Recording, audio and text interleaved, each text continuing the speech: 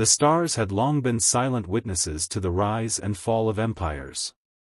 Countless civilizations had burned their mark into the void, only to be extinguished by something stronger, something more ruthless. The Zeldar Dominion was the latest and greatest among these cosmic conquerors. Their fleet, a seamless armada of destruction, had subjugated hundreds of worlds, each surrendering without question, without resistance. And then, they came to Earth. At first, it was just another conquest. Their ships darkened the skies, their warriors descended in perfect formation, and their war machines crushed all opposition beneath metallic feet. They expected surrender, as every world before had surrendered. The weak always bowed before power. But humanity was different.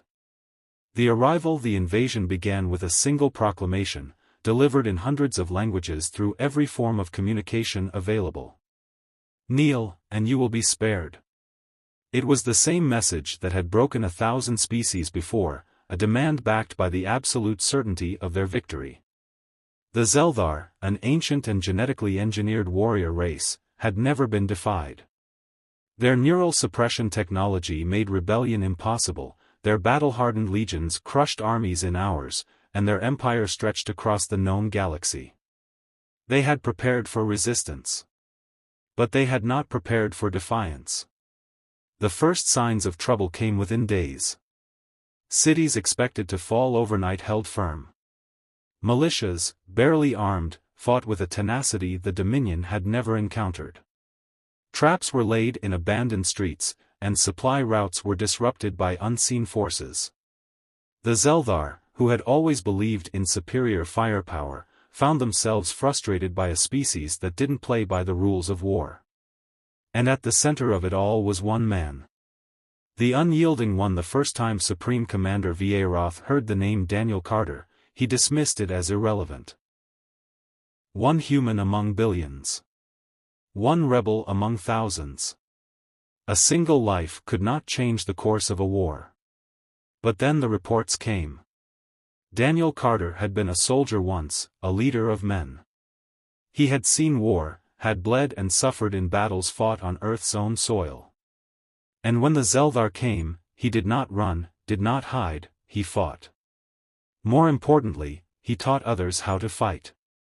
His name spread like wildfire through the resistance.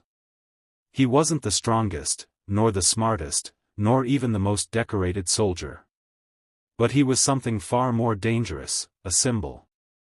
And symbols could not be destroyed by mere weapons. The first strike. The Dominion had underestimated humanity's ability to adapt. Their neural suppression signals, designed to pacify weaker species, were countered by human ingenuity. They had never faced guerrilla warfare on this scale. The humans used everything, terrain, weather, even their own bodies, to turn every battle into a nightmare for the invaders. And Carter was always at the center of it. He led the first major counterstrike in the ruins of New York. With outdated rifles, homemade explosives, and sheer determination, his fighters pushed the Zeldar back in a battle that should have been impossible. Against all logic, against all odds, they won. It was the first time the Zeldar had tasted defeat in centuries. And that changed everything. The Empire-shaken Vieroth watched the footage from the battlefield with something he had never felt before, doubt. This was not how wars were supposed to go. The weak were supposed to kneel. The conquered were supposed to accept their fate. Yet here was this human, refusing to kneel. His soldiers, his people, they followed him not because they were forced to, but because they chose to. That was power the Zeldar had never understood. For the first time in the Dominion's history, an invasion was halted. A species they had deemed insignificant had drawn a line in the sand. And now, the true war was about to begin. The Zeldar Dominion had conquered countless worlds, each one falling swiftly under their might. But Earth was proving to be an anomaly, a mistake in their calculations, a flaw in their conquest strategy. Daniel Carter had become more than just a man. To humanity, he was a beacon of hope, the unbreakable will of a species that refused to be shackled. To the Zeldar, he was something far more dangerous, a problem they couldn't solve. The war that followed was unlike any the Dominion had ever faced. Chapter 1, The Fall of Washington. The first full-scale battle erupted in Washington, D.C. The Zeldar had expected an easy victory. They had leveled cities before, they had incinerated capitals and turned governments to dust. But what they encountered in Washington was a city turned into a fortress. The humans had been studying their enemy. They knew the Dominion's reliance on air superiority and energy-based weapons. They countered it with underground bunkers, EMP devices, and jamming signals that disrupted Zeldar communications. Every street was a death trap, every building a potential ambush site. Carter was at the front lines, leading from the ruins of the capital. His forces were a mix of ex-military, civilians, and even former criminals, a patchwork army bound together by desperation and defiance. The Zeldar launched their assault at dawn. Hovercrafts rained plasma fire upon the city, melting steel and concrete alike. Their war machines advanced in perfect formation, their foot soldiers marching with mechanical precision. The battle should have lasted minutes. Instead, it lasted weeks. The humans used their knowledge of the terrain to great effect. They lured the Zeldar into collapsed tunnels, where explosive traps turned entire platoons into dust. They hijacked enemy weapons, using scavenged plasma rifles against their own makers. For the first time in history, the Zeldar were forced to retreat. Vieroth, watching from orbit, clenched his claws in frustration. This was not how things were supposed to go. Chapter 2, The Reckoning. The defeat at Washington sent shockwaves through the Dominion. Never before had they lost a direct confrontation. The High Council on the Zeldar homeworld demanded an immediate and overwhelming response. Vieroth had no choice but to escalate. Within a week, he ordered the deployment of the Scorch Protocol, a tactic used only once before, centuries ago. It was a method of annihilation, a way to turn defiant worlds into nothing but smoldering husks. The target, Los Angeles. Carter's forces received the warning too late. The sky darkened as Zeldar dreadnoughts entered low orbit, their weapons primed. Giant lances of plasma energy rained down, obliterating entire districts in seconds. The city burned. Millions died. But even in the face of this horror, humanity did not break. Carter and his resistance had evacuated as many as they could. They used underground tunnels and makeshift transports to move civilians out of harm's way. They turned the destruction of Los Angeles into a rallying cry. The world watched in horror. But then the horror turned into rage. All across the planet, uprisings ignited. Nations that had hesitated to fight now pledged their resources to Carter's cause. Scientists worked around the clock to reverse engineer Zeldar technology. Hackers infiltrated Dominion systems, feeding false data and disrupting enemy logistics. The war had escalated. And humanity was no longer fighting for survival, they were fighting for victory. Chapter 3, The Turning Point. The Zeldar had numbers. They had superior firepower, greater technology, and centuries of warfare experience. But humanity had something stronger, adaptation. Carter knew that brute force would never win the war. Instead, he launched a different kind of attack, psychological warfare. Using captured Zeldar communication systems, his team broadcasted messages directly to enemy soldiers. They played footage of Washington's resistance, of Zeldar warriors being overwhelmed, of their dreadnoughts burning in the atmosphere. The message was clear: the Dominion is not invincible. And the cracks began to show. Some Zeldar warriors, indoctrinated from birth to believe in their empire's superiority, began to hesitate.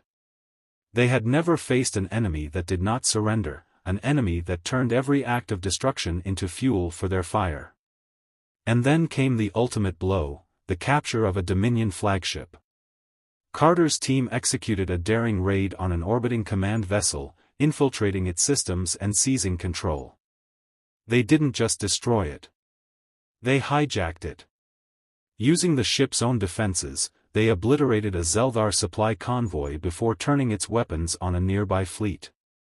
It was the first time in history that a Dominion vessel had been taken by an enemy force. It sent shockwaves through the Empire. Vieroth watched as his subordinates whispered among themselves. Fear had crept into their ranks.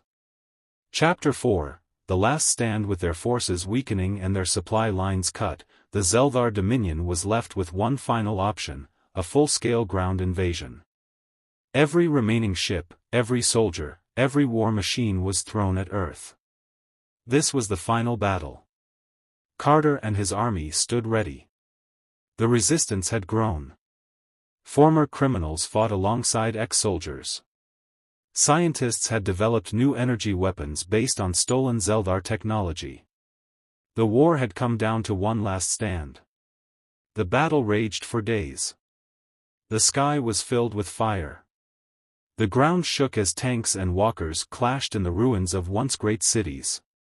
Carter led the charge.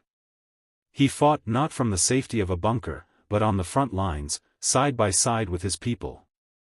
His name became a war cry, echoing across battlefields. And then, in the chaos, Vieroth himself descended. The supreme commander of the Dominion, a warrior feared across the galaxy, sought to end the war with his own hands. He faced Carter in single combat, believing that if he could slay this human, the resistance would crumble. The fight was brutal.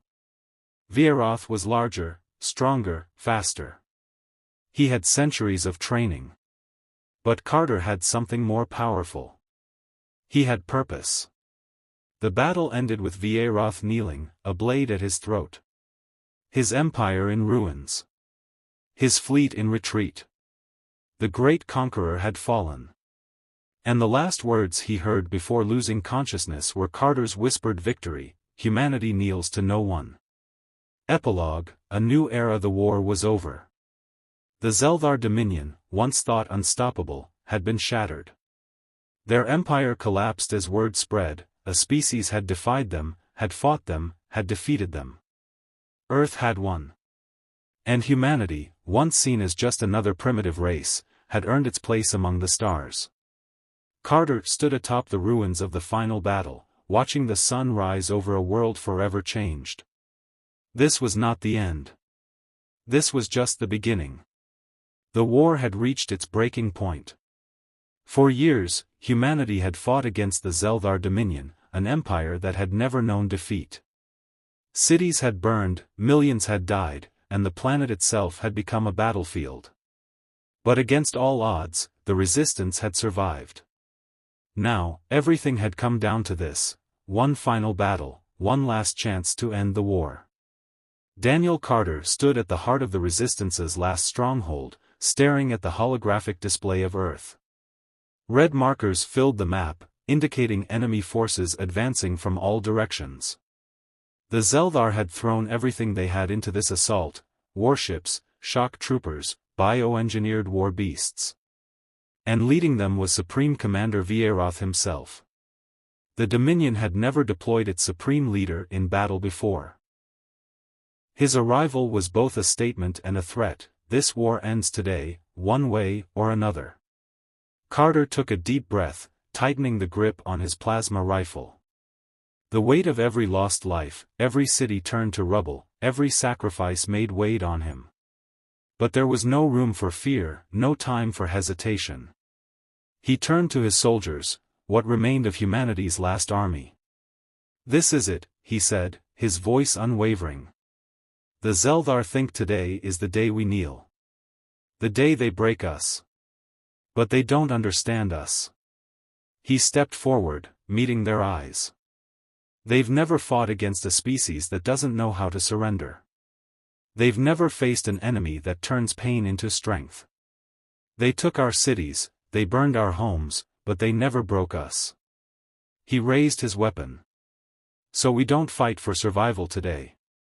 We fight for victory. The resistance roared in response, the sound shaking the ruined walls of their underground base. The final battle was about to begin. The storm breaks the sky was ablaze with fire. Zeldar warships hovered above the battlefield, their cannons unleashing torrents of plasma upon Earth's defenders. The ground trembled as towering mechs, clad in alien armor, marched forward. Swarms of shock troopers poured in from all sides, their movements precise, methodical, the might of a galactic empire descending upon a single planet. Carter and his forces charged into the storm. The first wave of Zeldar soldiers met a wall of resistance. Snipers hidden in the rubble took out officers with pinpoint accuracy. Explosive traps detonated beneath enemy walkers, turning them into fiery wreckage. The battlefield became a chaotic mix of smoke, gunfire, and blood. Carter fought at the front lines, cutting through enemy ranks with ruthless efficiency. He never stopped moving, never stopped leading. His team followed him like a shadow: Sarah, the demolitions expert; Malik, the ex-hacker turned strategist; and Captain Reyes, one of the last surviving military officers from the early days of the war. They pushed forward, deeper into enemy lines. But the Zeldar had come prepared. From the skies, drop pods rained down like meteorites. The ground shook as they landed, their doors hissing open to reveal the Dominion's elite, the Crimson Guard. These warriors were not like the others. They were larger, faster, stronger. Their armor shimmered with energy shields, and their weapons cut through human defenses like paper. The battlefield shifted. One by one, resistance fighters fell. Sarah was struck down by a plasma lance, her scream lost in the chaos. Malik was overwhelmed by a group of shock troopers, his last act detonating an EMP grenade that disabled several enemy suits. Carter watched as his friends died around him, but he could not stop. He would not stop. And then, amidst the destruction, Vieroth himself descended. The supreme commander of the Dominion was a towering figure, his obsidian-black armor pulsing with energy. His presence alone seemed to weigh down the battlefield, as if the air itself feared him. His voice was a low, guttural growl. "You have fought well, human. But this war ends now." Carter tightened his grip on his rifle. "You want to end this? Let's finish it." Vieroth lunged. The battle around them faded into the background as the two warriors clashed. Carter dodged a strike that would have crushed his skull, rolling to the side and firing point-blank into Vieroth's armor. The plasma shot barely made a dent. The Zeldar commander moved with terrifying speed, a blur of death. Carter barely had time to react before a gauntlet fist slammed into his ribs, sending him flying into the wreckage of a downed aircraft. Pain exploded in his body, but he pushed himself up. He couldn't afford to stay down. Vieroth approached, unrelenting. "I have crushed entire civilizations," he said. "I have broken kings, gods, and warlords. And yet, you persist." Carter wiped blood from his mouth. "That's the difference between us." He raised his weapon, his last bullet chambered. "You fight to conquer. We fight because we refuse to kneel." He pulled the trigger. The bullet struck Vieroth's exposed jaw, piercing through alien flesh. The Zeldar commander staggered, his balance wavering for the first time. Carter seized the moment. With a roar, he lunged. He grabbed a fallen plasma blade from a dead Zeldar soldier and drove it into Vieroth's chest. The Supreme Commander let out a sound that could have been a snarl, or maybe, just maybe, a gasp of disbelief. Carter leaned in, his breath ragged. "Humanity kneels to no one." He twisted the blade. Vieroth collapsed. The unbreakable warlord, the architect of 1,000 conquests, was dead. And in that moment, the Zeldar forces hesitated. Victory. The Dominion had never known failure. Their soldiers had never seen their leader fall. Panic spread through their ranks. And then the resistance struck with everything they had left. Zeldar forces, once disciplined and unshakable, began to retreat. Their warships, now leaderless, were torn from the sky by resistance fighters who had stolen enemy technology. The battlefield became a massacre, but this time, it was humanity who had the upper hand. One by one, the remaining Dominion forces fled. And just like that, the war was over. Epilogue, a new dawn. The sky was quiet for the first time in years. The battlefields, once soaked in blood, were now filled with the sounds of victory. Carter stood on the ruins of what had once been a Zeldar war machine, staring at the horizon. The war had cost them everything. But they had won. The Dominion, once thought invincible, was in shambles. Other enslaved worlds had already begun to rise up. The empire that had terrorized the galaxy was fracturing. And Earth? Earth had proven something that would be remembered across the stars. Humanity was not to be underestimated. Carter exhaled, closing his eyes for just a moment. This wasn't the end. This was the beginning of something far greater. And this time, humanity wouldn't just fight to survive. They would rise.